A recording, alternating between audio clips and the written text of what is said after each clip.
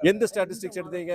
இந்த மாதத்துல இப்ப எங்க ஆர்ப்பாட்டமே இல்ல அதான் இல்ல இல்ல இருக்கு. எந்த ஸ்டாட்டிஸ்டிக்ஸ்? உதயநிதி நேத்து உங்க கூட்டணி கட்சி நான் தலைவர் உதயநிதி பேசியிருக்காரு. சொல்றத நான் உதயநிதி பாருங்க, 4 முறை பேசியிருக்காரு. பாருங்க அதிகமா இருக்குது. சகோதரர் உதயநிதி சொல்றத வச்சு நான் சொல்ல முடியாது. 12 மணி நீங்க நேரம் எந்த திமுக ஸ்டாட்டிஸ்டிக்ஸ் எந்த புள்ளியல் நீங்க சொல்றீங்க? எந்த இது நீங்க மிஸ்டர் அதாவது சகோதரர் உதயநிதி ஸ்டாட்டிஸ்டிக்ஸ் எடுக்க முடியாது நானு.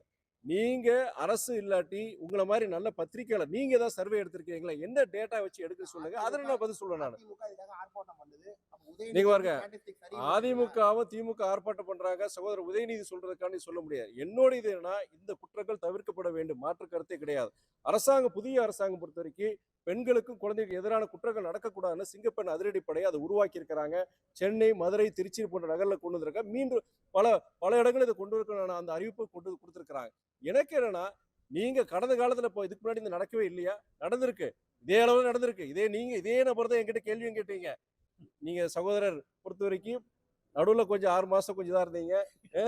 மறுபடியும் அந்த சைடு போனதுனால இப்ப கேள்வி கேட்குறீங்க. அதனால டேட்டா பொறுத்த வரைக்கும் நீங்க நெக்ஸ்ட் டைம் மீட் பண்ணும்போது நானும் கேட்கறேன். காவல்துறை சம்பந்தமா நீங்க ஏப்ரல் மாசத்துல என்ன ஸ்டாட்டிஸ்டிக்ஸ் மேல எவ்வளவு வருது, ஜூன்ல என்ன இருக்கு பார்ப்போம். பார்த்துட்டு உண்மையிலே அதுல வித்தியாசம் இருந்தா நாங்க இந்த பதில் சொல்றேன்.